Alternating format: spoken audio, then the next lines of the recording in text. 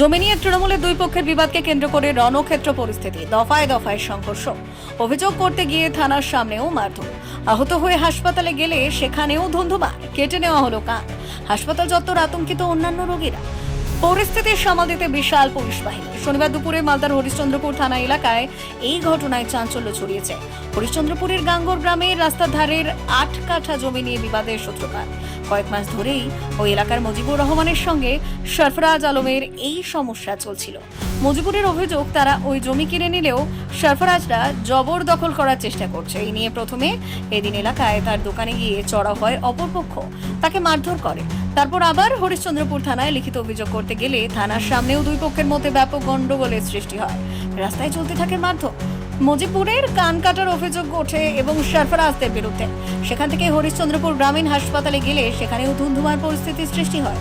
শেষে হরিশ্চন্দ্রপুর থানার বিশাল পুলিশ বাহিনী ঘটনাস্থলে গিয়ে পরিস্থিতির সামাল দেয়। দুই পক্ষের মোট 5 জন আহত হয়েছে, 4 জনকে আটক করেছে পুলিশ। আর দুই পক্ষ তৃণমূলের সঙ্গে যুক্ত বলে তাদের দাবি। তৃণমূলের মদতেই জমি মাফিয়াদের বারবারন্ত অভিযোগ বিরোধীদের। দলের যোগ নেই দাবি তৃণমূলের। শুরু হয়েছে তরজা। কিছু জমি মাফিয়া বাবার ভাই এসেছিল। ওরা সকালবেলায় আমাদের ওখানে দোকান আছে একটা, দোকানে ভাঙচুর করেছে। হ্যাঁ, দোকানের মালও লুট করেছে। দিয়ে ওটা কমপ্লেন দিতে থানায় এসেছিলো। এবার ওই থানাতে বাবাকে আর ভাইকে খুব মারে। হ্যাঁ, মারার পরে ওরা ট্রিটমেন্টের জন্য হসপিটালে আসে। হ্যাঁ, হসপিটালে আসে, এখানেও আবার ওরা এসে ধাওয়া করে বাবাকে আর ভাইকে। এবার আমরা তখন খবর পেয়ে আসলাম, এসে আমাদেরকে লাখ টাক ফাটিয়ে মারলো। হ্যাঁ, আর গন্ডগোলটা কি নিয়েছিল? গন্ডগোলটা হলো রোড সাইডের জমি নিয়ে। আমাকে জবরদস্তি পিডাব্লিউ মেপে জমি বানিয়ে দিয়ে দিচ্ছে, রায়ত্ব জমি বানিয়ে দিয়ে দিচ্ছে। এটা মানে কিছু জমি মাফিয়ার একটা ব্যবসা হয়ে গেছে, ট্রেন্ড হয়ে গেছে ওদের। হ্যাঁ, কিনে নিয়েছে। কত বছর আগে কিনেছিলেন জায়গাটা? 4 বছর হয়ে গেল কিনেছি। তারপর আজকে কি হয়েছিল? আজকে কি নিয়ে গন্ডগোল আবার শুরু হলো? আজকে হলো কি যে ওই যে ঘরটা ভেঙেছে আমাদের দোকান ঘরটা, সেটার জন্য কমপ্লেন দিতে এসেছিলো বাবা। এবার বাবাকে আর ভাই এসেছিলো।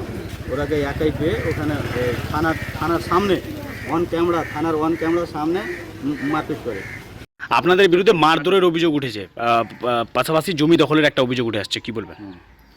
আসলে ব্যাপারটা হলো যে আমার বাবা আর আমার কাকি টোটাল 8 কাঠা মাটি বিক্রি করেছিল গাঙ্গর মৌজাতে। আমরা পিডাব্লিউ বাদ দিয়ে ওদেরকে যতটা মাটি কিনেছে, আমরা ওদেরকে ট্রেসিং পেপার করে 4-5 বার মেপে ওকে পজিশন দিয়ে দিয়েছিলাম। আমাদের ওখানে বেড়া করা ছিল, খুঁটাখুটি করা ছিল পাকাপোক্তভাবে। আমরা ওখানে ইট ফিট রাবিশ ফেলেছি, বাড়ি টাড়ি করবো, কিছু একটা করব। এবার দেখছি যে রাতের অন্ধকারে ও কী করেছে, যে খুঁটাখুটি টাটি ফাটি বেড়াটারা যা আছে সব তুলে ফেলে দিয়েছে। আমরা সকালবেলা এটা গিয়ে দেখতে পেলাম। তারপরে আমি বাধ্য হয়ে কী করলাম, থানাতে গেলাম। থানাতে আমরা এর বিরুদ্ধে বেশ কয়েকবার আমরা কমপ্লেন করেছি। এই মুহূর্তে আমি কমপ্লেনটা দেখাতে পারছি না, আমার কাছে পেপারসটা নাই। তো থানাতে আমি কমপ্লেন করতে গেছি, ওখানে ধরে আমাকে বেধড়ক আমাদেরকে মারধর করেছে, আমার এই ভাতিজাকে মারধর করেছে। হ্যাঁ, আর আমার এক দাদা ভর্তি আছে হরিশ্চন্দ্রপুর হসপিটালে, আর 2 দাদা চাচলে ভর্তি আছে। আচ্ছা, আমাদেরকে মারধর করেছে। সব ওরা যেগুলো অভিযোগ করেছে এগুলো সম্পূর্ণ মিথ্যা, ভিত্তিহীন। হ্যাঁ, আমাদেরকেই উল্টো মারধর করেছে। আমাদের এই পেশেন্ট এখন হসপিটালে 2-3 জন ভর্তি আছে। স্বাভাবিক কথা, এই রাজ্যের মধ্যে প্রত্যেক দিনই কোনো না কোনো কিছুকে নিয়ে গণ্ডগোল চলছে। এদিকে সরকার, টিএমসি সরকার বলছে মাটি মানুষের সরকার। মাটি তো সকালবেলা ঘুম থেকে উঠে পড়ে সুরক্ষিত রয়ে,